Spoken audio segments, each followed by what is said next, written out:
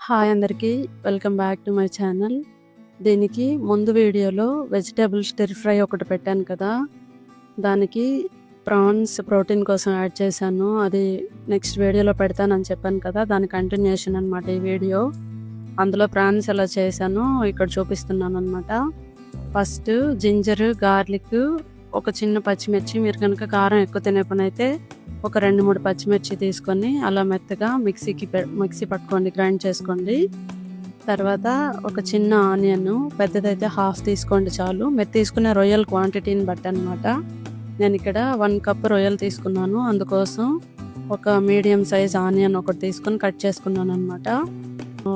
కడాయి పెట్టుకొని ఆయిల్ పోసుకొని, ఆయిల్ కొంచెం ఎక్కువే పడుతుంది.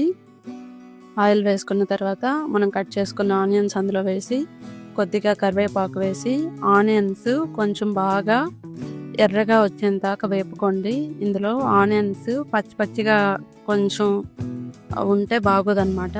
సో కొంచెం బాగా వేపుకోండి.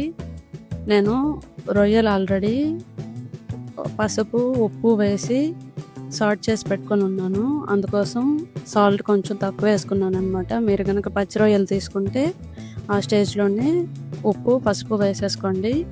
ఆనియన్స్ ఇలా బాగా వేగిన తర్వాత మనం ముందుగా రెడీ చేసి పెట్టుకున్న పేస్ట్ ఇందులో వేసుకొని ఆయిల్ బాగా పైకి తేలేంత వరకు వేపుకోవాలన్నమాట. పచ్చి వాసన పూర్తిగా పోవాలి. తర్వాత ఇందులో రొయ్యలు వేసేసుకోవాలి.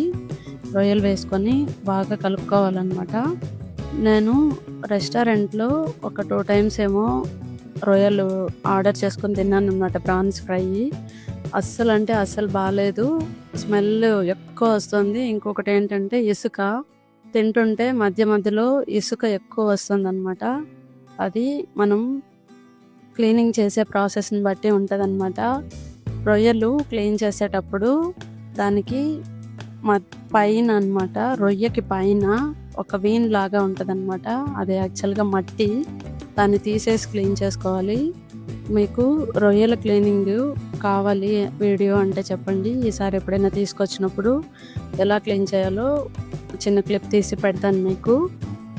మనం అలా రొయ్యలు వేసుకున్నాం కదా, ఒక 2-3 నిమిషాలు సాల్ట్ చేసుకొని రొయ్యలు మునిగే వరకు హాట్ వాటర్ పోసుకొని రొయ్యలు బాగా కుక్ చేసుకోవాలన్నమాట.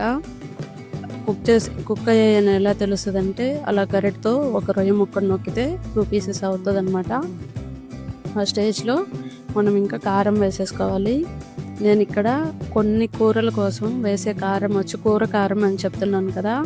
అందులో మిరపకాయలు, ధనియాలు, జీలకర్ర, పసుపు కొమ్ములు, శొంఠి, మెంతులు, ఇలా కొన్ని ఇంగ్రీడియంట్స్ యాడ్ చేసి మిల్లు పట్టించిందనమాట. సో నేను విడిగా ఏది యాడ్ చేయట్లేదు. ఆ కారమే ఒక స్పూన్ యాడ్ చేసేస్తున్నాను. మీరు కనుక విడిగా యాడ్ చేసే పని అయితే ప్లెయిన్గా కారం వేసుకోవాలి. జస్ట్ ఒక పించ్, సీ ఫుడ్ కాబట్టి మెంతులు పౌడర్ వేసుకోవాలన్నమాట. ధనియాల పొడి ఆప్షనల్, మీ ఇష్టం అనమాట, కొద్దిగా వేసుకోండి, అంతే చాలు. చాలా బాగుంటుంది అనమాట. ఇలా ఆయిల్ పైకి తేలేంత దాకా ఫ్రై చేసుకోవాలి. ఆయిల్ పైకి తేలేంత దాకా కాదు, రిలీజ్ చేసేంత వరకు ఫ్రై చేసేసుకున్న తర్వాత మనకి ఇలా రెడీ అయిపోతుంది అనమాట. ఇది పప్పు చారులో తినచ్చు, రసంలో సైడ్ డిష్గా తినచ్చు, లేదా మీరు ప్రోటీన్గా అలా యూస్ చేసుకుంటుంటే అలా వెజిటేబుల్ ఫ్రైస్లో యాడ్ చేసుకోవచ్చు. చాలా బాగుంటుంది అనమాట. ఒకసారి ట్రై చేసి చూడండి.